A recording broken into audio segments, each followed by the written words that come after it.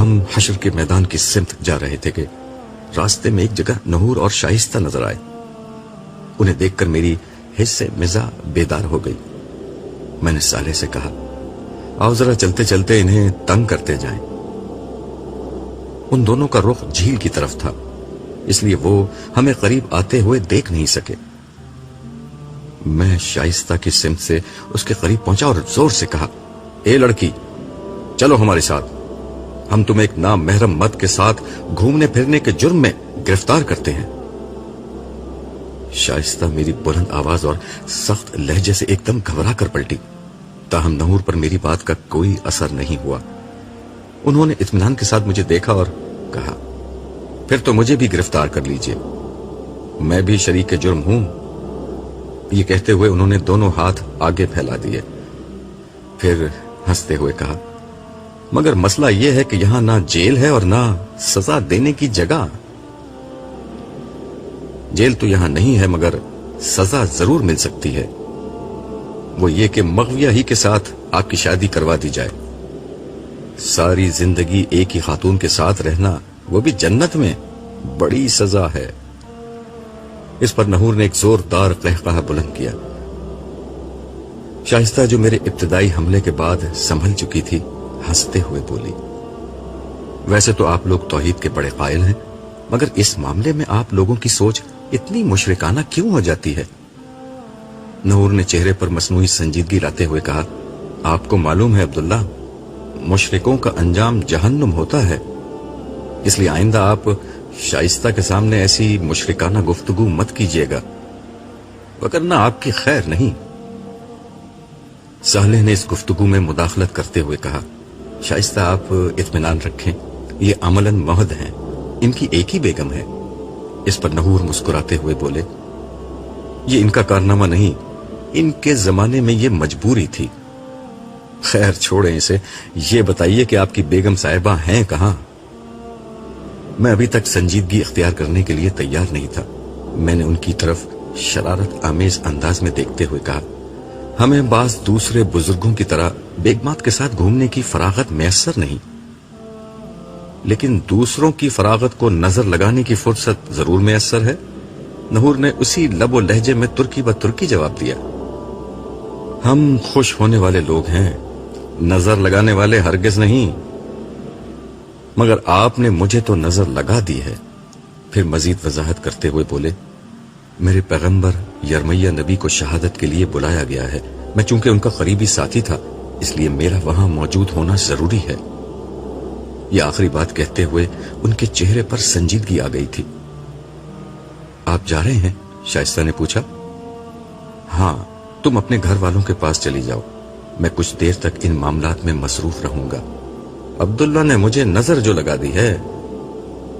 یہ کہہ کر وہ ان فرشتوں کے ساتھ روانہ ہو گئے جو انہیں لینے آئے تھے. انبیاء تو اپنی امتوں پر گواہی دے چکے, یہ یرمیہ نبی کی گواہی کس چیز کی ہو رہی ہے؟ میں نے صالح کی سمت دیکھتے ہوئے دریافت کیا. جن مجرموں نے ان کے ساتھ زیادتی کی تھی انہیں بھی ان کے انجام تک پہنچنا ہے. یہ گواہی اس سلسلے کی ہے. صالح نے جواب دیا. پھر ہم دونوں بھی حشر کی طرف روانہ ہو گئے. عرش کے سامنے یرمیہ نبی کے زمانے کے تمام یہود جمع تھے. ان کا زمانہ یہود کی تاریخ کا ایک اہم ترین دور تھا. یہود یا بنی اسرائیل حضرت ابراہیم کے چھوٹے صاحبزادے حضرت اسحاق اور ان کے بیٹے یعقوب کی اولاد میں سے تھے. حضرت یعقوب جن کا لقب اسرائیل تھا ان کے 12 بیٹے تھے. انہی کی اولاد کو بنی اسرائیل کہا گیا. ان 12 بیٹوں میں سب سے نمایاں حضرت یوسف تھے.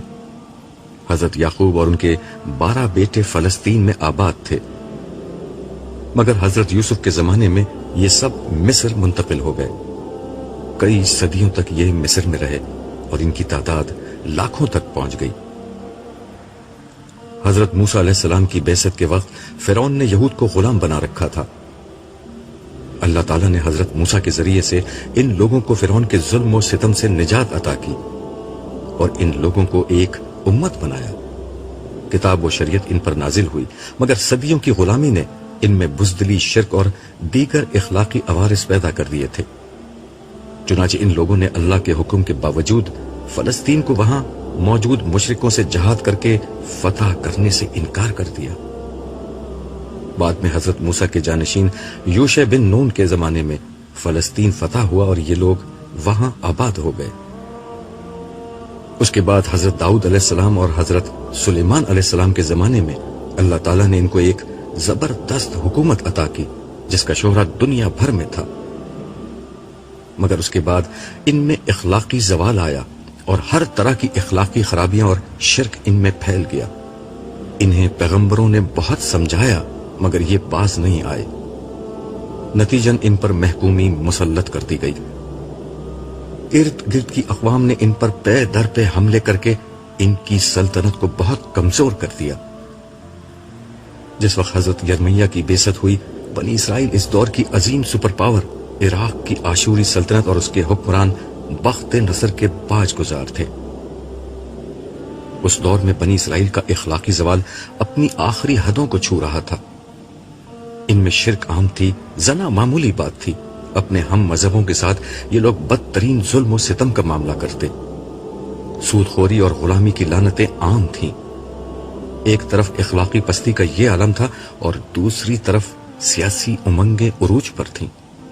हर तरफ बख्त नसर के खिलाफ नफरत का तूफान उठाया जा रहा था।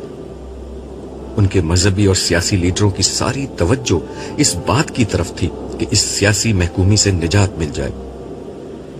कौम की इस्लाह, इखलाकी तामीर, ईमानी कुव्वत जैसी चीजें कहीं जेर बहस ना थीं। मजहब के नाम पर ज़वाहिर का जोर था। ईमान और इखलाक और अमले साले की कोई वक़्त न थी। ऐसे में हजरत यरमिया उठे और उन्होंने पूरी कुव्वत के साथ ईमान और इखलाक की सदा बुलंद की। उन्होंने अहले मजहब और अहले सियासत को उनके रवैये पर तनकीद का निशाना बनाया। उनकी इखलाकी कमजोरियों, शिर्क और दीगर जराइम पर उन्हें तंबीह की। इसके साथ साथ आपने अपनी कौम को सख्ती से इस बात पर मुतनब्बे किया कि वो बख्त नसर के खिलाफ बगावत का ख्याल दिल से निकाल दें। उन्हें समझाया कि जज्बात में आकर उन्होंने अगर ये हिमाकत की तो बख्त नसर कहर इलाही बनकर उन पर नाजिल हो जाएगा। मगर उनकी कौम बाज ना आई। उसने उन्हें कुएं में उल्टा लटका दिया और फिर जेल में डाल दिया। इसके साथ उन्होंने बख्त नसर के खिलाफ बगावत की, जिसके नतीजे में बख्त नसर ने हमला किया। 6 लाख यहूदियों को उसने कत्ल किया और 6 लाख को गुलाम बनाकर साथ ले गया। यरूशलेम की ईंट से ईंट बजा दी गई।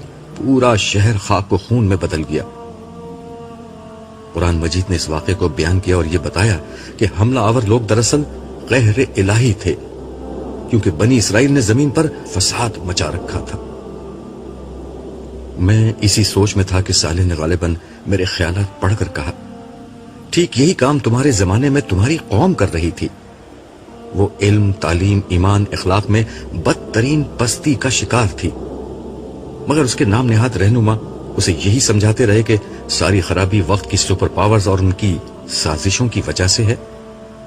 ईमान और इखलाक की इस्लाह के बजाय सियासी गलबा और इख्तिदार ही उनकी मंजिल बन गई। मिलावट, करप्शन, नाजायज मुनाफाखोरी, मुनाफिकत और शिर्क कौम के असल मसाइल थे। खत्म नबूवत के बाद उनकी जिम्मेदारी थी कि वो दुनिया भर में इस्लाम का पैगाम पहुंचाते, मगर इन लोगों ने कौम की इस्लाह और गैर मुस्लिमों को इस्लाम का पैगाम पहुंचाने के बजाय गैर मुस्लिमों से नफरत को अपना वतीरा बना लिया। इनके खिलाफ जंग और जदल का महाज खोल दिया।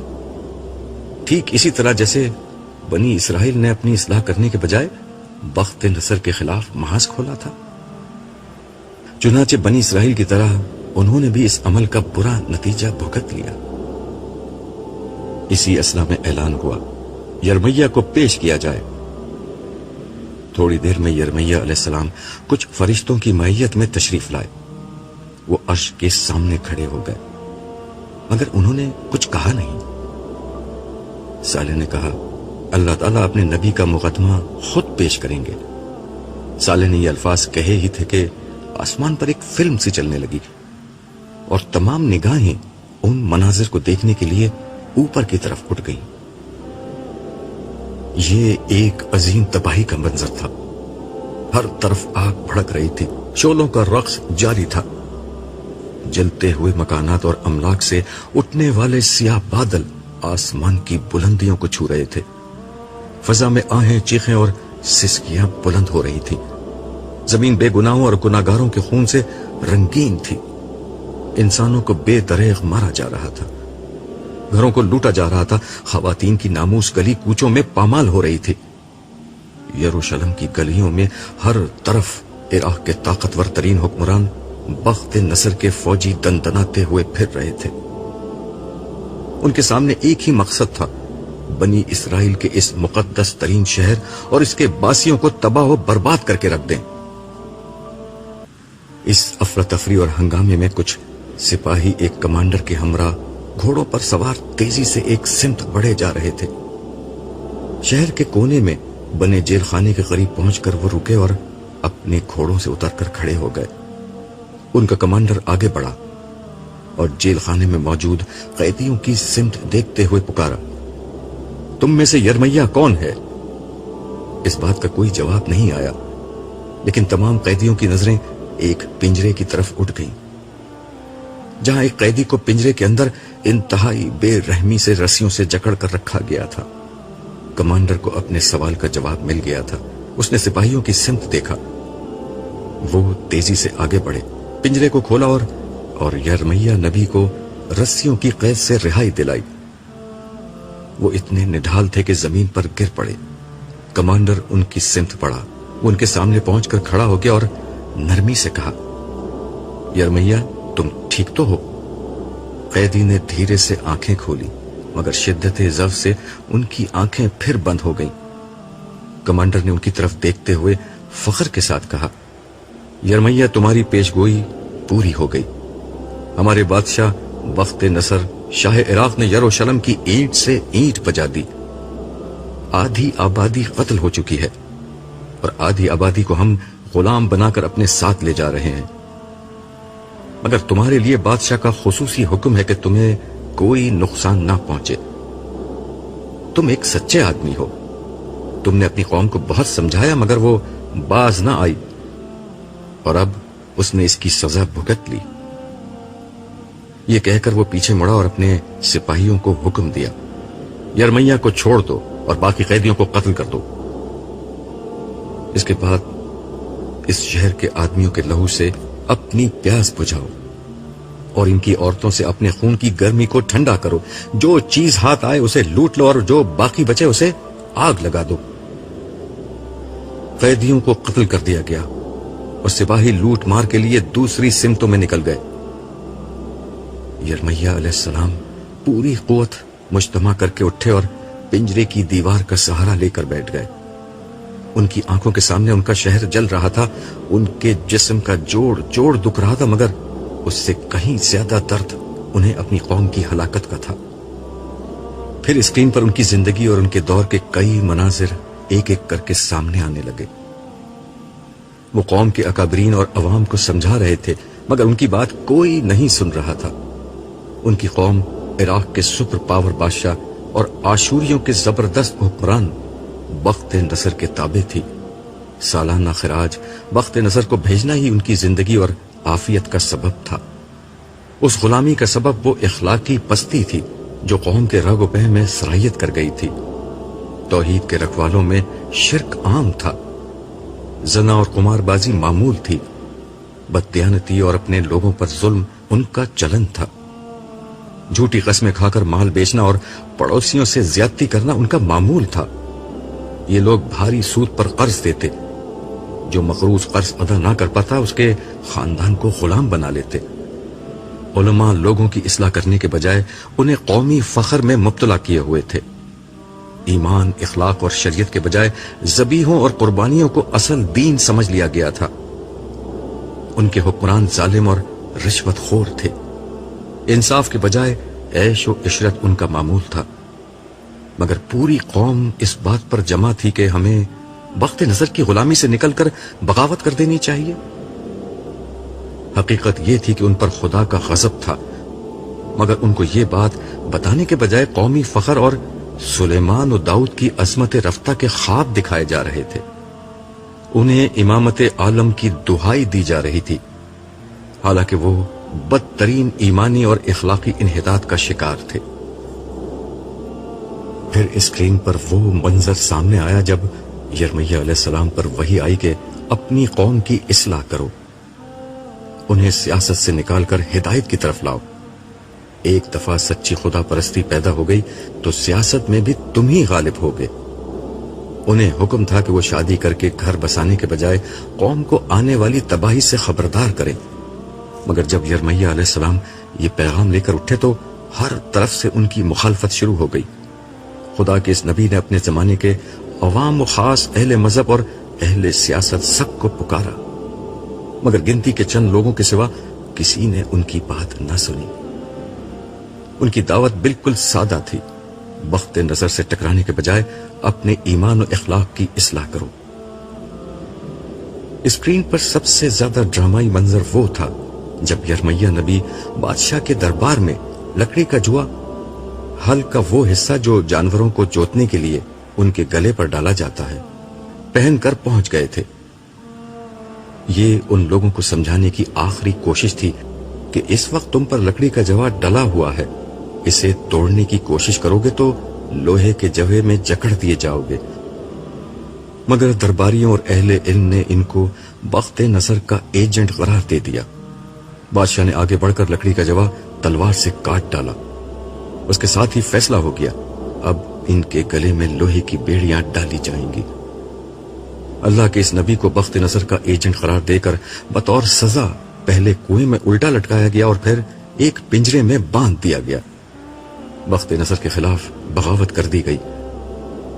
جواب میں بخت نظر عذاب الہی بن کر ٹوٹ پڑا۔ پھر اسکرین پر وہی پہلا منظر آ گیا جب عذاب کی بارش سے یروشلم نہا رہا تھا۔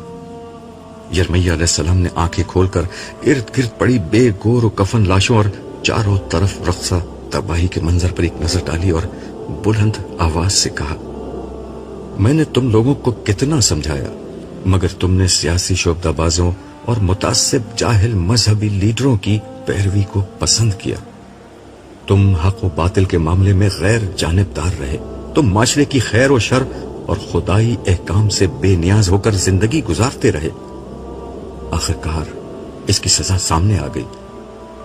پھر یرمیہ نے آسمان کی طرف نظر اٹھائی اور دھیرے سے بولا، عدل کامل کا دن آئے گا، ضرور آئے گا، مگر کچھ انتظار کے بعد۔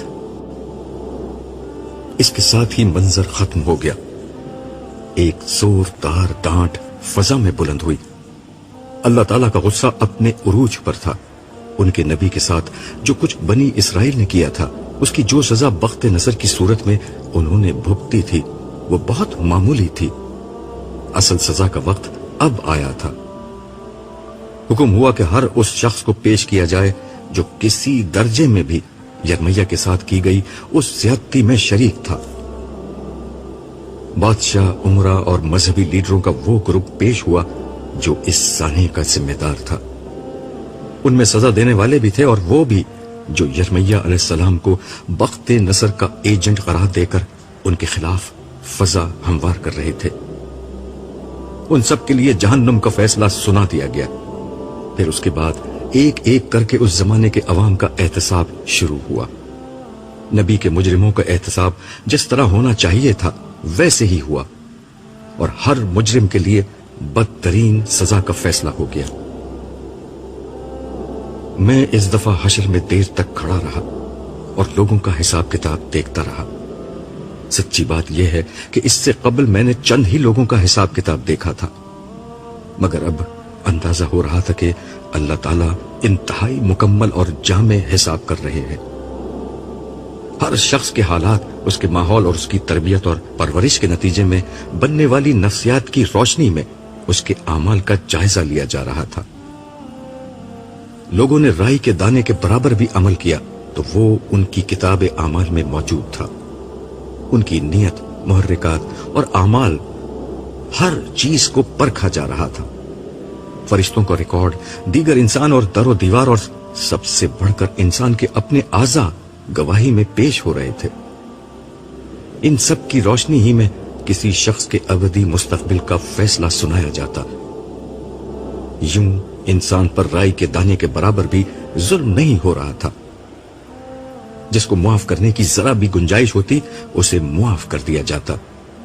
अल्लाह ताला के अदले कामिल और रहमत कामिल का ऐसा ज़हूर था कि अल्फाज इसे बयान करने से कासिर हैं। मैं इसी हाल में था कि सालेह ने मेरे कान में सरगोशी की। नाइमा बड़ी शिद्दत से तुम्हें ढूंढ रही है। खैरियत? मैंने दरियाफ्त किया। बड़ा दिलचस्प मामला है, बेहतर है तुम चले चलो। ये कहकर सालेह ने मेरा हाथ पकड़ा और थोड़ी ही देर में हम नाइमा के पास खड़े थे।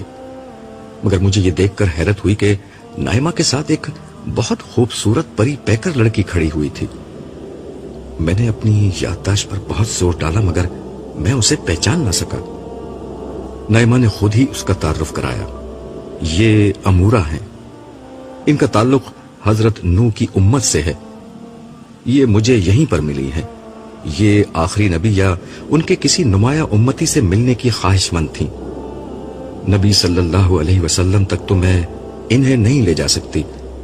अलबत्ता मैंने सोचा आपसे इन्हें मिलवा दूं। आखिर आप भी बड़े नुमाया लोगों में से हैं। ये कहकर वो अमूरा से मेरा तारुफ कराने लगी। इस तारुफ में जमीन और आसमान के जो कलाबे वो मिला सकती थी उसने मिलाए। मैंने बीच में मुदाखलत करके नाइमा को रोका और कहा, नाइमा मेरी बीवी है, इसी वजह से मेरे बारे में कुछ मुबालगा आमेज गुफ्तगू कर रही है।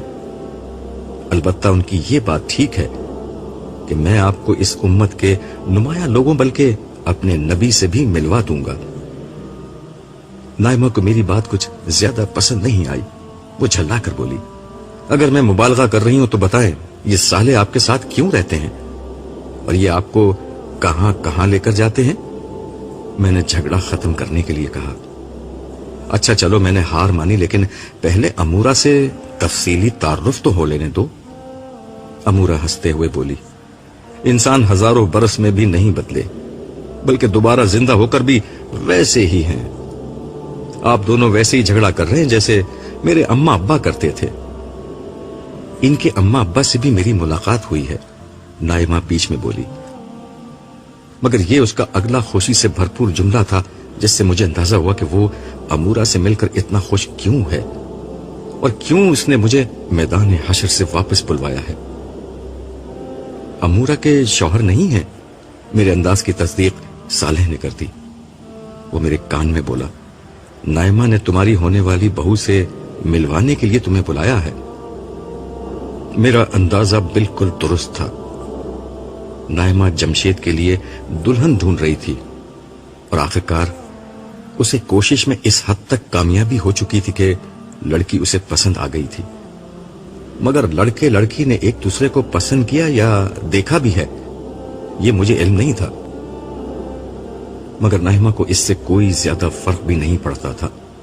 उसके ख्याल में उसका राजी हो जाना ही इस रिश्ते के लिए काफी था। मैंने दरियाफ्त किया, अमूरा आपके शौहर कहां हैं? अमूरा ने शर्माकर कहा, दुनिया में सिर्फ 15 साल की उम्र में मेरा इंतकाल हो गया था। मैं बचपन ही से बहुत बीमार रहती थी। अल्लाह ताला की रहमत ने उसका ये बदला दिया कि बगैर किसी हिसाब किताब के शुरू ही में मेरे लिए जन्नत का फैसला हो गया और बाकी फैसले तुम्हारी होने वाली सास कर रही हैं। मैंने दिल ही दिल में सोचा। सालेह के चेहरे पर भी मुस्कुराहट आ गई। फिर अमूरा बोली, मुझे आप लोगों से मिलकर बहुत खुशी हुई है। जन्नत में भी हम मिलते रहा करेंगे। अच्छा अब मैं चलती हूं, मेरे अम्मा अब्बा मुझे ढूंढ रहे होंगे। नाइमा भी उसके साथ जाने के लिए मुड़ी तो मैंने कहा, ठहरो मुझे तुमसे कुछ काम है। नाइमा ने अमूरा से कहा, तुम वहीं रुको जहां हम मिले थे, मैं अभी आती हूं। मैंने मजाक में नाइमा से कहा, अमूरा से उसका मोबाइल नंबर ले लो, इस रश में कहां ढूंढती फिरोगी। ये मोबाइल क्या होता है? अमूरा ने कदरे हैरानी से पूछा। ये एक ऐसी बला का नाम है जिसके बाद तुम नाइमा से बच नहीं सकती, मैंने जवाब दिया। सालेह ने बीच में दखल देते हुए कहा, मेरा ख्याल है कि अमूरा अपनी मंजिल तक पहुंच नहीं सकेगी, मैं इसे पहुंचा कर आता हूं। امورا اور صالح کے جانے کے بعد میں نائمہ کو لے کر حوض کے کنارے ایک جگہ بیٹھ گیا. میں نے اس سے کہا, تمہیں معلوم ہے تم کیا کر رہی ہو؟ ہاں, میں نے جمشید کے لیے امورا کو پسند کیا ہے. مجھے معلوم ہے, مگر تمہیں معلوم ہے کہ تمہاری پسند سے کچھ نہیں ہوگا؟ مجھے معلوم ہے, مگر پچھلی دنیا میں ہما کے تجربے کے بعد اب جمشید میرے سامنے کچھ نہیں بول سکتا, اور امورا کے والدین سے میں بات کر چکی ہوں. یعنی متعلقہ فریقوں, لڑکا اور لڑکی دونوں کے علم میں یہ بات نہیں ہے, نہ ان کی مرضی لی گئی, اور سب کچھ تم نے طے کر دیا. نائمہ, یہ دنیا نہیں ہے. ہم یہاں ماں باپ بس رسمی حیثیت رکھتے ہیں. یہاں وہی ہوگا جو ان لوگوں کی مرضی ہوگی. اس لیے اپنے دل میں کوئی امید باندھنے سے پہلے ان دونوں سے پوچھ لو, اور اگر انہوں نے انکار کر دیا تو اور بہت لڑکیاں ہیں. آج کسی چیز کی کمی نہیں, تم اس معاملے میں بے فکر ہو جاؤ. نائمہ خاموش ہو گئی, مگر اس کا ذہن ابھی تک اپنی بہو میں الجھا ہوا تھا. میں نے اسے دیکھتے ہوئے کہا, نائمہ, ہمیں پہلی دفعہ یہاں تنہائی میسر آئی ہے. تم کچھ دیر کے لیے اپنی مادرانہ شفقت کو کونے میں رکھ دو اور یہ دیکھو کہ یہاں کتنا اچھا ماحول ہے. پھر میں نے اس سے کہا, تمہیں یاد ہے نائمہ, ہم نے کتنے مشکل وقت ساتھ ساتھ دیکھے تھے. خدا کا پیغام اس کے بندوں تک پہنچانے کے لیے میں نے اپنی زندگی لگا دی. اپنا کیریئر, اپنی جوانی, اپنا ہر سانس اسی کام کے لیے وقف کر دیا. مگر دیکھو نائمہ, میں نے جو سودا کیا تھا اس میں کوئی خسارہ نہیں ہوا. میں تم سے دنیا میں کہا کرتا تھا نا کہ جو خدا کے ساتھ سودا کرتا ہے وہ کبھی گھاٹا نہیں اٹھاتا. دیکھو, ہم ہر خسارے سے بچ گئے. کتنی شاندار کامیابی ہمیں نصیب ہوئی ہے. ہم جیت گئے نائمہ, ہم جیت گئے. اب زندگی ہے موت ختم, اب جوانی ہے بڑھاپا ختم, اب صحت ہے بیماری ختم, اب امیری ہے غربت ختم, اب ہمیشہ رہنے والی خوشیاں ہیں اور سارے دکھ ختم. مجھے تو اب کوئی دکھ یاد بھی نہیں آ رہا. ہاں, آج کسی جنتی کو نہ دنیا کا کوئی دکھ یاد ہے اور نہ کسی جہنمی کو دنیا کا کوئی سکھ یاد ہے. دنیا تو بس ایک خیال تھی, خواب تھا, افسانہ تھا, سراب تھا. حقیقت تو اب شروع ہوئی ہے, زندگی تو اب شروع ہوئی ہے. ذرا سامنے دیکھیے, سما بدل رہا ہے. میں نے اس کے کہنے سے توجہ کی تو احساس ہوا کہ واقعی اب شام ڈھلنے کے بالکل قریب ہو چکی ہے. اب مغرب کے جھٹپٹے کا سا وقت ہو رہا تھا. مجھے احساس ہوا کہ یہ تبدیلی کسی اہم بات کا پیش خیمہ ہے. پیچھے سے ایک آواز آئی. ہاں, تم ٹھیک سمجھے, یہ صالح کی آواز تھی. وہ میرے قریب بیٹھتے ہوئے بولا, اس تبدیلی کا مطلب یہ ہے کہ حساب کتاب ختم ہو رہا ہے. تمام لوگوں کا حساب کتاب ہو چکا ہے. پہلے یہ بتاؤ, تم امورا کو چھوڑ کر کہاں رہ گئے تھے؟ تم نہ پانی پینے جا سکتے ہو, نہ بیت الخلا جانا تمہارے لیے ممکن ہے. پھر تم تھے کہاں؟ میں امسائل کے ساتھ تھا. اس کے ساتھ ہی امسائل پیچھے سے نکل کر سلام کرتا ہوا سامنے آ کر کھڑا ہو گیا. یہ میرے الٹے ہاتھ کا فرشتہ تھا. میں نے سلام کا جواب دیا اور ہنستے ہوئے صالح سے دریافت کیا, ان کی وجہ نزول؟ حساب کتاب ختم ہو چکا, اب تمہیں پیش ہونا ہے. ہم دونوں مل کر تمہیں اللہ تعالیٰ کے حضور پیش کریں گے. پیشی کا سن کر مجھے پہلی دفعہ گھبراہٹ ہوئی. میں نے گھبرا کر سوال کیا, حساب اتنی جلدی کیسے ختم ہو گیا؟ میں تمہیں پہلے بتا چکا ہوں کہ یہاں وقت بہت تیزی سے گزر رہا ہے اور حشر میں وقت بہت آہستہ. اس لیے جتنا عرصہ تم یہاں رہے ہو اتنے عرصے میں وہاں حساب کتاب ختم ہو چکا. وہاں میرے پیچھے کیا ہوا تھا؟ تمام امتوں کا جب عمومی حساب کتاب ہو گیا تو میدان حشر میں صرف وہ لوگ رہ گئے جو ایمان والے تھے, مگر ان کے گناہوں کی کثرت کی بنا پر انہیں روک لیا گیا تھا. آخرکار حضور کی درخواست پر ان کا بھی حساب ہو گیا. اب آخر میں سارے انبیاء اور شہداء پیش ہوں گے۔ کیا شہید وہ لوگ ہیں جو اللہ کی راہ میں قتل ہوئے؟ نائمہ نے صالح سے سوال کیا۔